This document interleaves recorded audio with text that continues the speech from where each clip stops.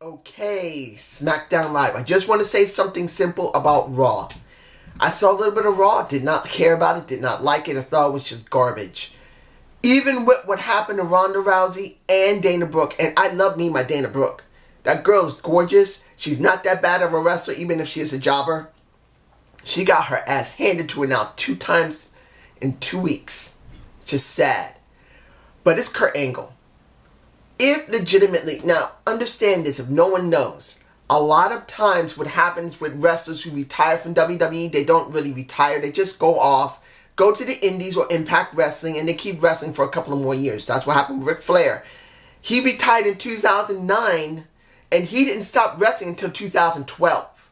So he stayed in the business a couple of more years after he left the WWE.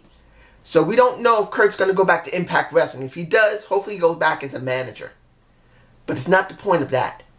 If this is legitimately his last match he's ever going to have in the company, why would you have it with Baron Corbin, whose storyline sucked so bad? And I don't hate the guy. I always liked him as a lone wolf when he was Gruger. I forgot his last name. I forgot the name he had in NXT. His name was Gruger. I can't remember the rest of it.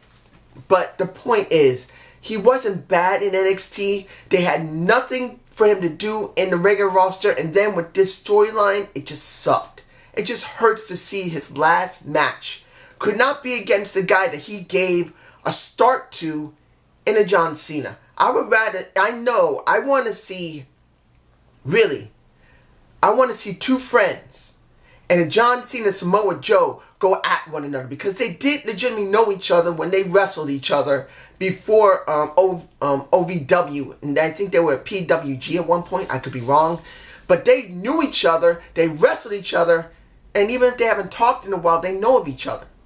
But I would just put that aside and leave him for SummerSlam and let Kurt Angle go up against someone that he legitimately helped start his career. But let's move on to Smackdown Live. And I'm going to make this pretty short because the weather's really messed with my throat, which has been messing with my ears, which has been giving me a damn headache. I'm not sick per se, it's just my allergies are driving me insane. Anyway, that's for my throat, not my lungs. Miz, what we got? A really, really powerful segment from The Miz, but I'm being honest here, I'm not interested in it. Everyone else will be interested because it's been pretty well built. But for me, I was expecting Daniel Bryan versus The Miz, a heel Miz versus a face Daniel Bryan right around now. And we didn't get it. We now have a pale storyline with a Shane McMahon who really isn't a heel because he's just sick and tired of being used, because let's be honest, The Miz used him. We know he used him. It was implied until they switched it over for him to actually be friendly with him. So that is the way it really is. And I'm not interested in it. Now mind you, I am not putting nothing down on The Miz. The Miz really made that segment mean something so special. This is the reason why if the WWE lost The Miz, they got a big void to fill. I'm sorry. The Miz has been their top heel for many years. Yeah, you could say a lot about Randy Orton. You could say a lot about Big Show. Yes, you could say Big Show. You could say what happened with the Architect and the Seth Rollins. But the best heel they've had for years, other than part-timers coming back, has been The Miz. He's been the mainstay of it. So honestly, I'm not interested in this, but I commend how damn good he was and made it special, saying simply, my dad meant a lot to me. He legitimately now sees me and respects me and loves me. I thank you for that, Shane, but then you screwed him over. You screwed me over. I'm kind of hard to think when your throat hurts. You legitimately beat up on a 68-year-old man. I'm going to kick your ass at WrestleMania. Which kind of is confusing. Why would you have him go to WrestleMania? If Shane McMahon is not for anybody, why would you give him an opportunity at WrestleMania? I'm just saying. Let's move on. Ray and Dominic. Ray's son Dominic is all grown up. I think he's about my son's age, about 21, 22 years old. I'm not exactly sure how old his son is. He's probably near the same age as my son. And he's going to be at WrestleMania. And now because Ray beat Samoa Joe in that match, he now is going after the title at WrestleMania. It would be better if this had happened at the last pay-per-view and Andrade Cien was getting this opportunity at WrestleMania. And then he would get the title or at least fight for it. Here, I don't care. But it's good to see Ray's son, and maybe this is his way of breaking into the company. They don't normally show relatives like that unless someone has been already working in the background, considering becoming a wrestler themselves, or maybe being a part of the company at any time. Maybe he'll be part of a storyline. You never know. The Boss and Hug connection versus the Iconics. Now, I did see highlights of what happened with Boss and Hug versus the Slamavant. I don't know. It angers me that Beth Phoenix is the most prominent person there when they say that she's the most important person there. Alundra Blaze is. Now, as far as I understand, Alundra Blaze hasn't turned her back on the WWE, but they don't sponsor her from the 90s. She's the true pioneer of the company, and they do nothing with her. Now, if she doesn't want anything to do with it, fine, I understand. But if they do have the option, and they don't even talk about her, and sponsor her, and care about her, and they only care about Edge's, well, Adam's wife, I find it distasteful. I'm sorry. I'm not against Beth. I do like her. But I'd rather see Alundra Blaze get some time than a freaking Glamazon any day. That's just me. Now, was this match anything? Nope. Particularly Lacey Evans comes out again doing I don't know if Lacey Evans has actually done anything. I don't know. If this is all she's doing, I'm so bored with her. I'm done with her. I'm done. And in the end, once she comes in and out, the Iconics get a win. At first I thought, oh, this must be an actual match that's going to be for the titles. Thank goodness it wasn't. But to be honest, even if it was, those two tag titles mean nothing. Nothing. Nothing. I would rather see Impact Wrestling bring back their women's tag titles than keep watching the WWE's tag titles.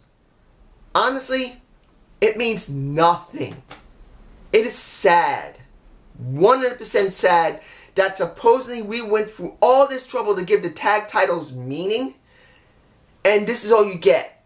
You don't give us Naomi with somebody. You don't give us Lana with somebody. You haven't gone to NXT yet, and there's no guarantee NXT is going to be good with the titles, because I don't believe that they're going to let the titles mean anything, even though Triple H, Paul Levesque will actually make sure they will be, does not mean it's going to mean anything.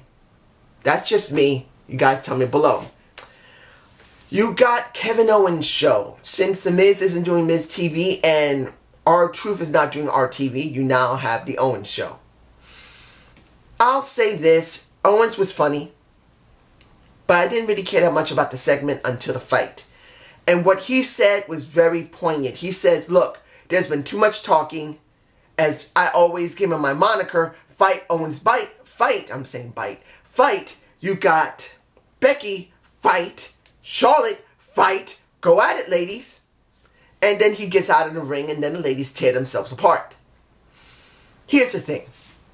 As I'm sure many people are going to say, this has been a great build-up and feud. Honestly, no. You still have Becky Lynch limping for no apparent reason, unless she's legitimately hurt. This is the most stupidest thing you could do. Excuse me. This is so dumb. Why would you have Becky Lynch continue her limping when it shouldn't even be an issue anymore? This storyline sucks. I'm sorry. It sucks to full-blown ass. I said this from the very beginning when they started making her job to Vince McMahon, Stephanie McMahon, and Triple H, saying, I'm sorry. That ended it for her. This is a joke. And I'm not going to say any more about it. The interview with AJ Styles was pretty good, and he put over Kofi. Let me see, anything else? I don't want to forget anything. No, that's pretty much it. The Gauntlet match. Let's put this in perspective. Kofi versus the Sheamus. Kofi versus Cesaro. Kofi versus Eric. Kofi versus Joe. Kofi versus Randy. That is the order we got. And the first 4 matches, they were good. I'm not going to say it was great between Kofi and Sheamus. It was dragged out too long. It would have been better that Sheamus was a short match, Cesaro was a short match, Eric was a short match, and then you could have had a longer match with Randy Orton and Joe.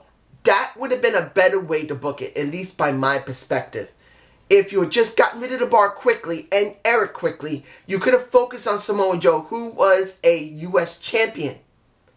That would have made it more interesting. More time to Randy Orton, which for me personally, that was what I was waiting for. I was hoping they would not book him as the one to open. But he was the one who closed it. And before what happened with Vince McMahon, I was thinking full circle. This is what is supposed to be the original title for this video. Full circle. For finally having my wish had come true, but then there had to be a freaking twist by Vincent Kenny McMahon doing something the crowd legitimately shitted on when it was over. But the crowd was excited throughout the entire Gauntlet match. Yes, there was a few bit lows, there's no lie. With what was going on with certain points with Sheamus, with Eric, until he DQ'd the match with the steel chair. With Cesaro, where he was more active, at least in a couple of things like the Cesaro swing. And then when you got to Randy Orton, where he did a lot of rest holds. The crowd legitimately was behind Kofi 100% of the time. But my wish came true. The last match was between Randy and Kofi Kingston. And Randy did the best he could with the situation.